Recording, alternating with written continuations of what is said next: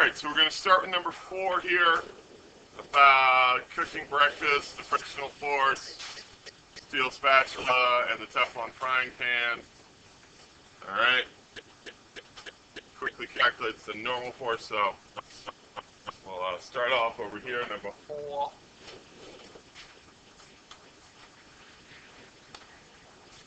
Now, just to demonstrate my artistic ability, I'm going to draw my spatula. Here's my spatula. Yay. Pretty? Yeah, you like that? It's going to have a weight down, of course. A normal force up. I'm assuming that it's moving to the right, so it'll have or it's trying to move to the right, so it'll have a frictional force to the left, and he applied some force to it in that direction. And so that would be the force diagram that would get you full credit on the in-class problem. Alright?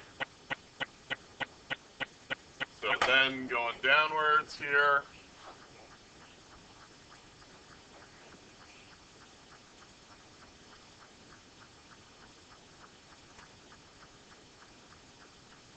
okay? Alrighty.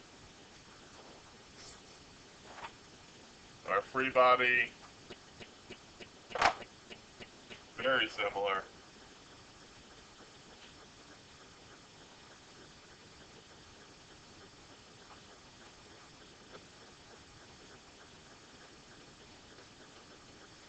And since all of those either point in the X or the Y direction, I don't have to worry about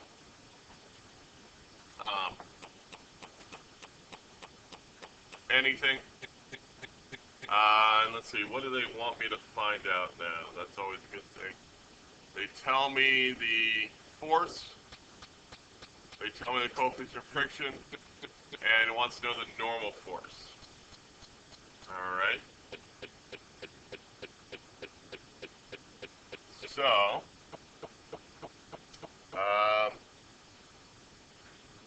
don't really need to split up my free bodies in this one because it's kind of straightforward.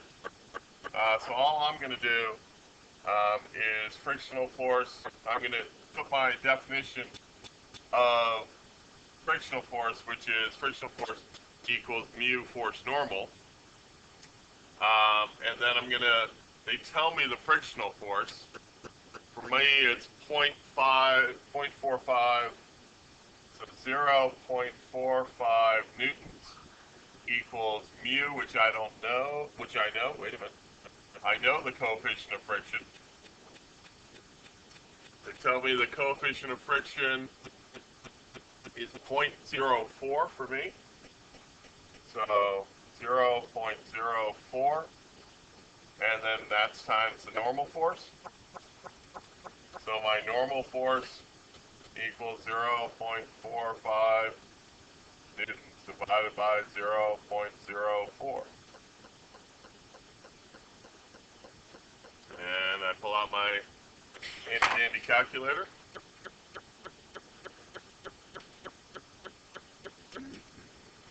Takes me a while to find my calculator.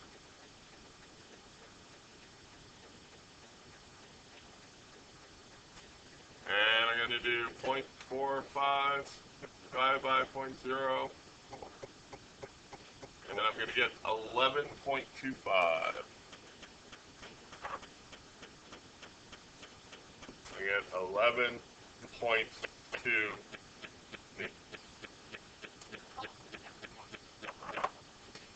Huh? What would have to be true of the fraction to give you a value of 1? I'll give you a couple fractions that equal one. You tell me what's similar about it. 5 over 5. 7 over 7. 0.2 over 0.2. So is the top and the bottom of your fraction the same? Then you can get 1. Got it. Alright, so we're going to do number 3 now. 3 is a good idea because it actually leads into, or it's very similar to 5 and 6. It just, 3 asks about the normal force rather than asking about the frictional force. I think what 5 and 6 asks about. It's a good one to lead into that one, hence why it comes third and then comes sixth. But you've got these two situations where this guy, I think it's a guy, is pushing or pulling the rock across the surface. Oh, we did these yesterday. Ones like this in the activity we did yesterday. All right. So I'm going to grab those rather than trying to redraw them myself. All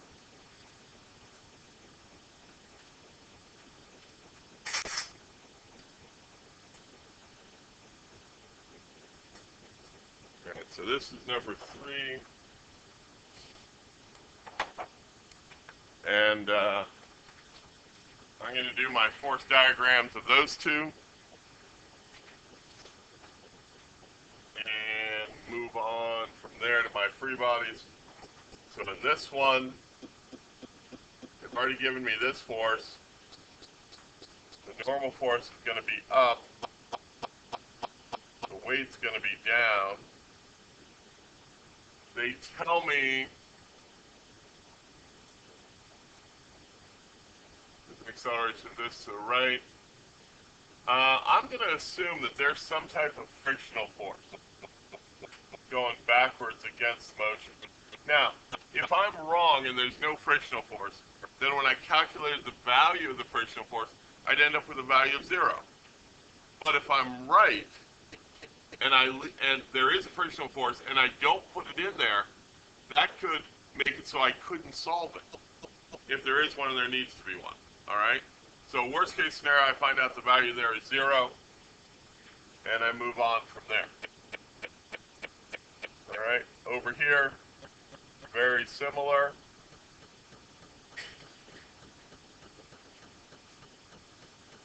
You know what I'm going to do is I'm going to call this normal force, and I'm going to put a B on it, and I'm going to put an A on it over here, just so we don't confuse them. Just like the frictional force, I'm going to call frictional force A and frictional force B. All right, just so I don't confuse them, because I'm doing right side by side. And I'm thinking that they're going to be different values. And by labeling them differently, if they're the same value, great. If they're not, I'm covered also. So there's your force diagrams for this one. Can I scroll down? All right. I'm going to divide my space in half and do A over here. So in case A, FG down, force normal A up, frictional force A in that direction, and then I have F down that way, right? And they tell me F, I'm going to have a horizontal component and a vertical component, and they tell me my angle for me is 24 degrees. Oh, I forgot something. It moves to the right with an acceleration of this.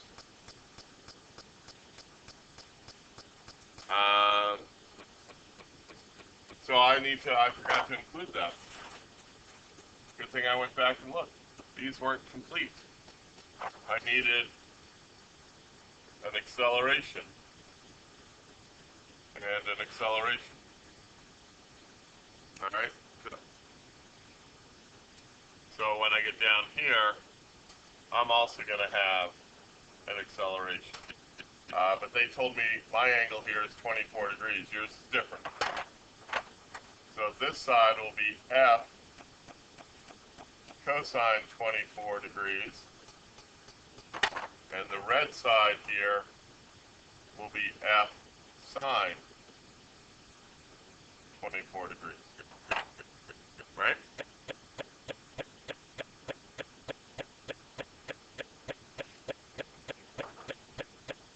And then for the B scenario,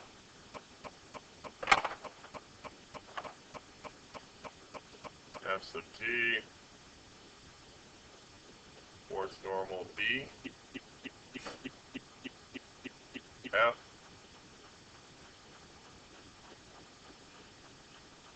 and still have my acceleration.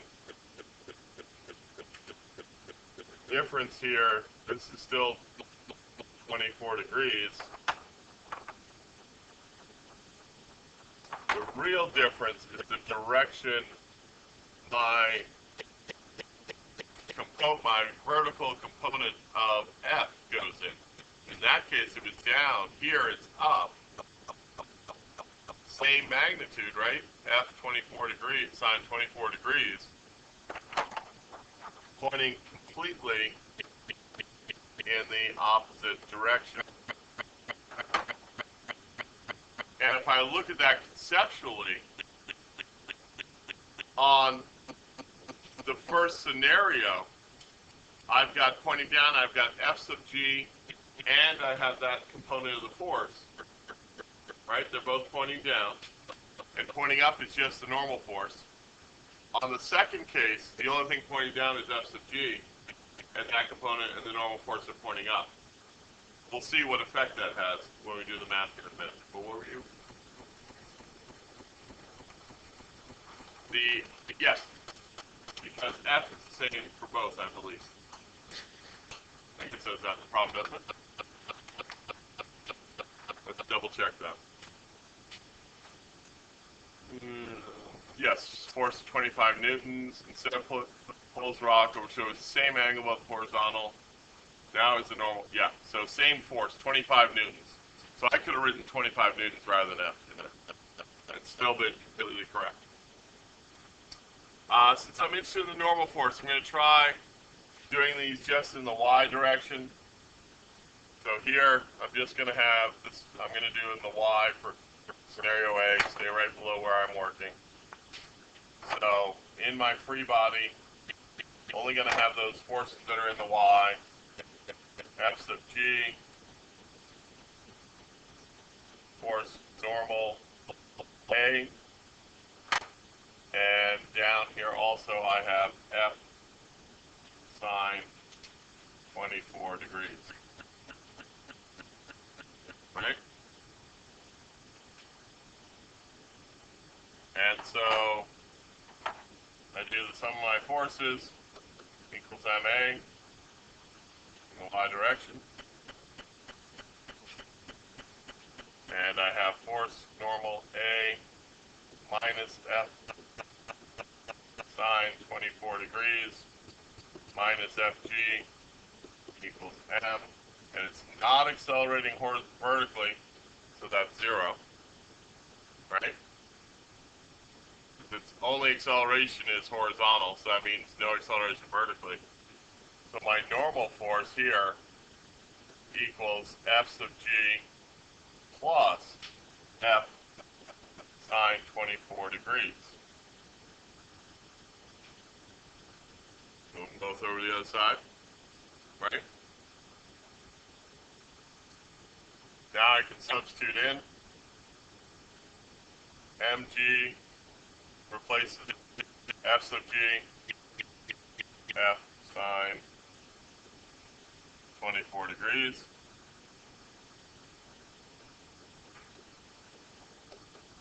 Uh, 82, I think they told me. 52. 52 kilograms is the mass. What planet am I on, do you think? Earth, so I'll use 9.80 newtons per kilogram. Plus, sorry, I gotta drop down, 25 newtons times sine 24 degrees. Yes, 25 newtons, given. And I think it's the same for everybody, just because it's in black.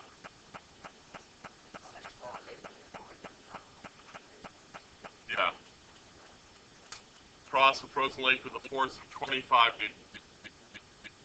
Yeah.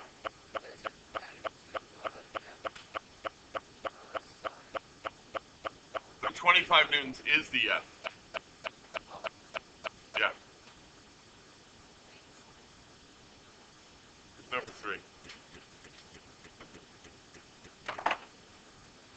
And now I have just all numbers, so yeah, calculator time. I'm going to go back up and do the other side, or do you want me to wait a minute while you check the calculations? I will pause a minute in my calculator.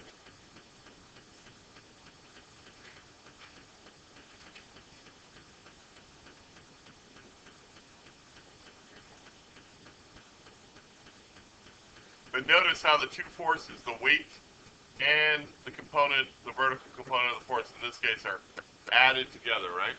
That increases the normal force.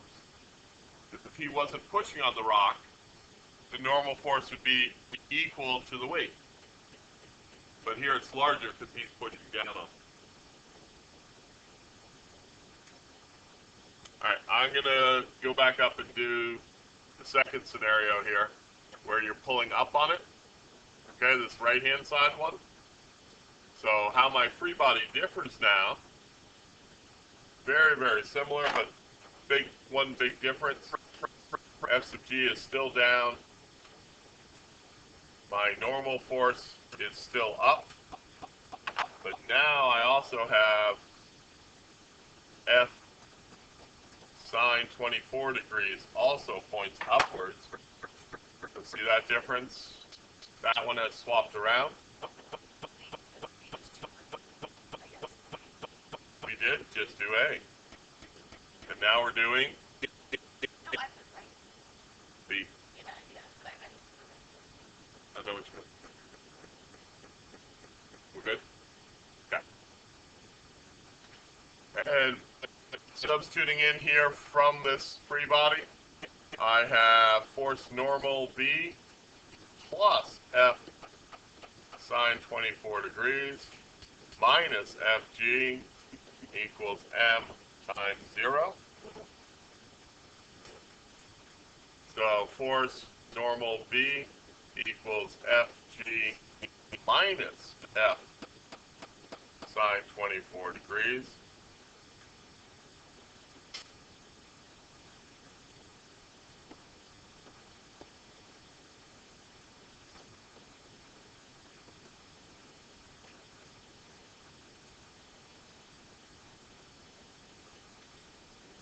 Yeah. Sure. How far up would you like me to scroll? We'll wait. Go for it. Notice this change around is the direction of F sine 24.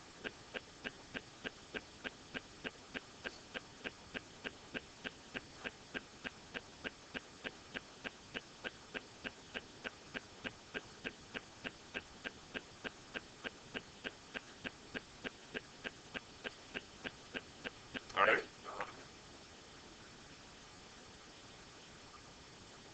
And now just substitute in like last time. Still 52 kilograms. Still on Earth. Now it's minus 25 newtons, sine 24. So that's the big difference, is whether that component of the force applied is added, and so the normal force has to create that, or subtracted, and it actually is helping the normal force.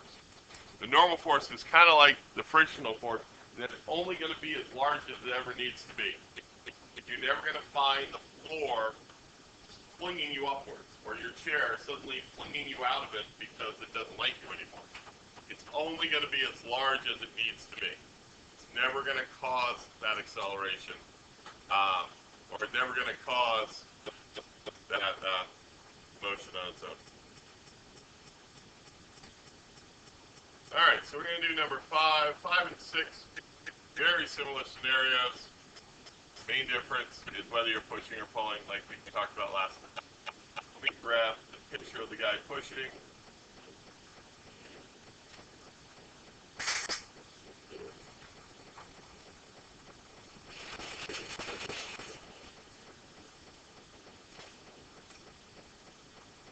And so he pushes on it until it starts moving, And then once it does start moving, they want to know the acceleration. So we actually need to do this twice.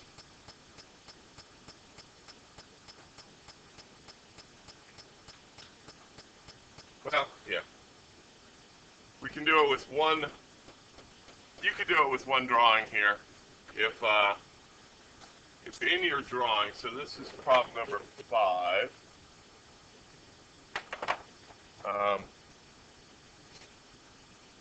In the first case, or in both cases, it has a weight,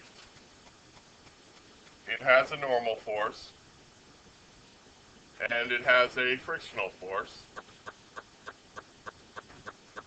and it has your applied force that we'll call F, like they did. In the first case, it's not accelerating, right? It's sitting there, it's not changing its motion at all. It's not until he gets to this maximum F force that then it suddenly starts to accelerate. But in this case, because it's at 0, as soon as it accelerates, it also moves, which means it switches from that static friction to that kinetic friction, and that changes the coefficient. So in the second case, once it starts to move, it's going to have an acceleration in that case, in that direction. But in the first case, there is no acceleration. All right? In part A, no acceleration. In part B is where we get that acceleration. All right? And in part B, the value of the frictional force is also going to change because we're changing coefficients from the static coefficient to the kinetic coefficient. All right? Is that looking at those two coefficients, 0.1 for static and 0.03 for kinetic, which is going to be a greater force? Static frictional force or kinetic frictional force? Static. It's going to be, let's see, like 3 times greater-ish, a little over 3 times greater. All right, so let's do our free body for this. And our free body, very, very similar to starch, right? F sub T, force normal, frictional force, F. And then in the case of the second one, we put an A over there. We do the components of F, and they tell us it's at 25 degrees, I think. Is that right? Yeah. So I do my horizontal, which would be F cosine 25 degrees. And I do my vertical down, F sine 25 degrees. Now doing problem 6, it's just changing the direction of that F, right? Like we did in part A and part B of number 3. Right, it's just changing that horizontal, that vertical component. Right. All right, so doing my individuals here and I'm gonna need both. Oh, do I have to? How's that? Good? Okay. Let me know when you're ready. You ready? All right. So for the y direction, F sub G, F sine 25 degrees, force normal, never any acceleration. For the vertical, for the horizontal, we have F sine 25, cosine, excuse me, cosine 25 degrees, frictional force. In the case of part B, we have an acceleration in that direction.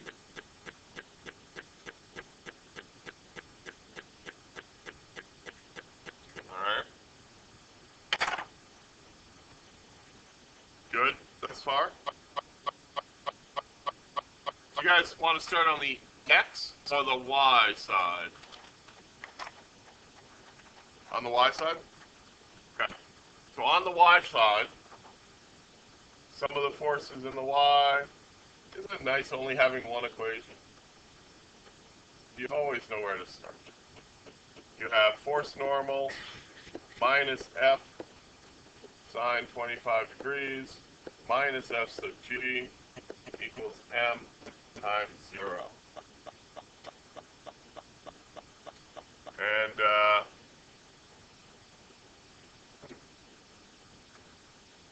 what do I want to know? I want to know F, right?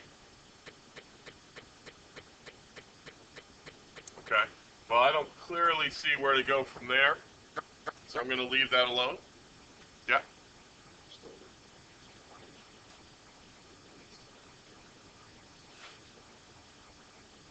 Well, because I looked at my vector diagram above, and sorry, I should have asked this. I assumed, because you guys always want up to be positive, I took up to be positive, so any vector that pointed up, I put into my math as positive, and any that pointed down, I put in as negative.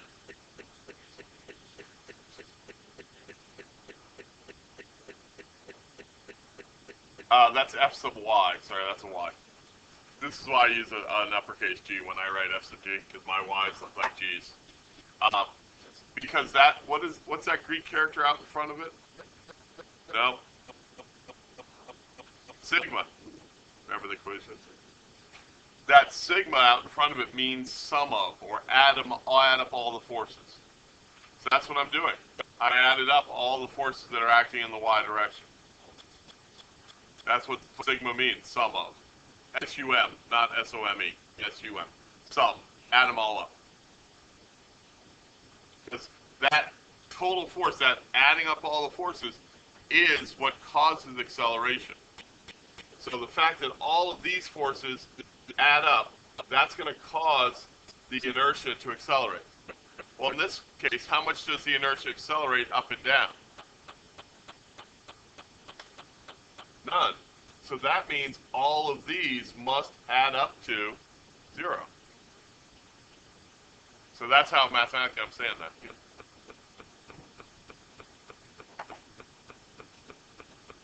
So I do the same thing here in the X for the same reason. I'm going to take to the right as positive. Remember, in this first case, there's no acceleration, right? Part A here. So I have negative frictional force plus F cosine 25 degrees equals M times 0.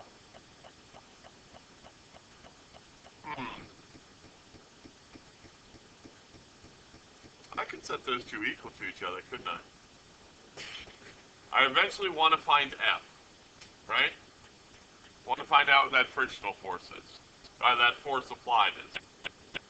So it would be good, like let's see what I know. I know the mass of the rock. I know it's on planet Earth. And I know the coefficient of static friction is 0.1. So if I'm looking at this, I don't know the normal force. I don't know F. But I do know I could figure out F sub G because I know the mass of the planet it's on. Over here I don't know frictional force.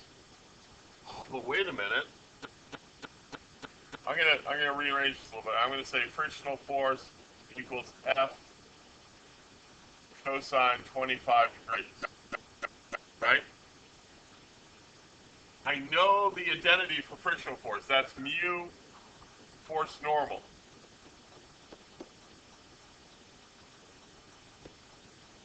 Just like over here, I know the identity for F sub G, and I'm going to rearrange this one to be force normal equals F sine 25 degrees plus f sub g.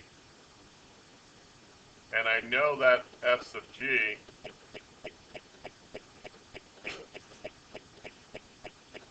is mg, right? Oh, I could substitute that in over here, right? Because I know mu, that's 0.1. I don't know the normal force, I don't know F. Over here, I don't know the normal force, I don't know F. So I have two equations with the same two unknowns. Let's bring them together and see what we can do, right? So, over here, I'm going to use blueprints. I'll get mu times F sine 25 degrees plus mg equals F cosine 25 degrees. Oh, good. I'm going to put in the things I know and see what I can do. Let's see. This is 0.1. This is still F. That's a number. What was my mass? 37.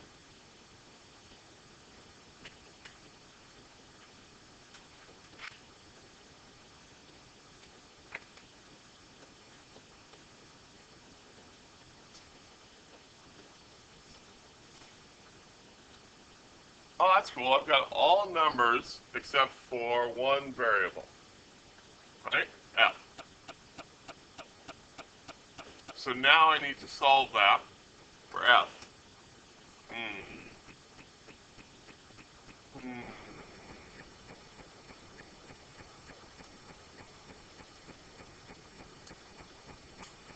You know what I would do is I would put it in Wolfram at this point, or I would distribute things out. Which way do you guys want to do it? You want to do it using your algebra skills or using the computer?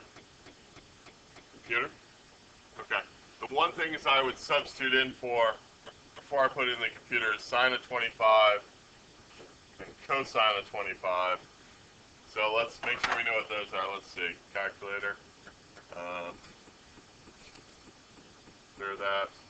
Sine of 25 is 0.42262. So 0.4. What was that? 2262?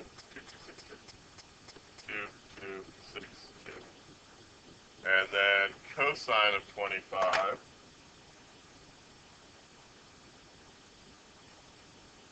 0.9063.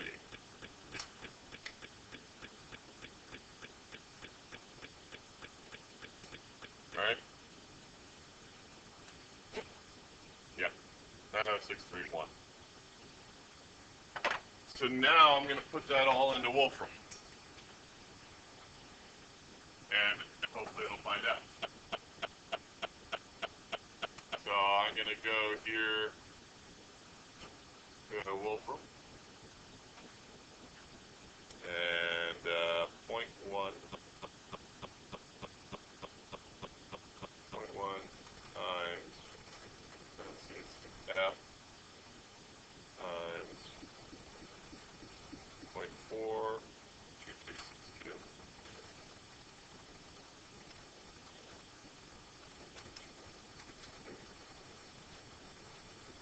This is the hardest part, typing it in.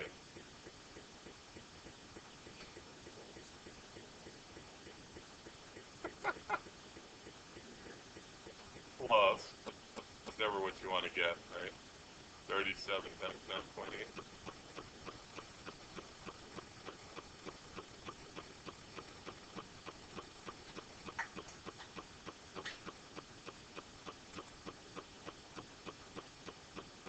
Equals F.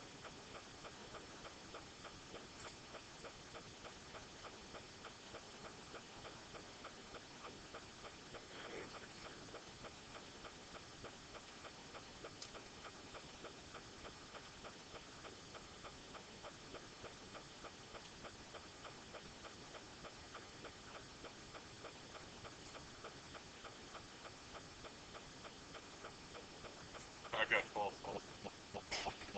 Let's put in X rather than F. I'm thinking about. There we go. I put in X rather than F. Anywhere you had F, put in X. I just switched my variable.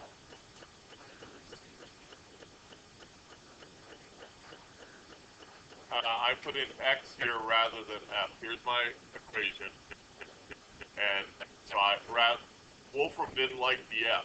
He thought I was looking for true or false.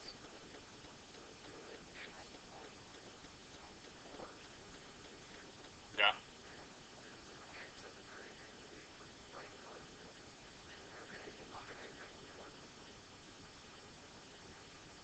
So I got 41.96, which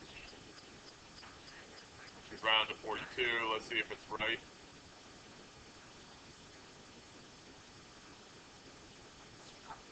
Yeah.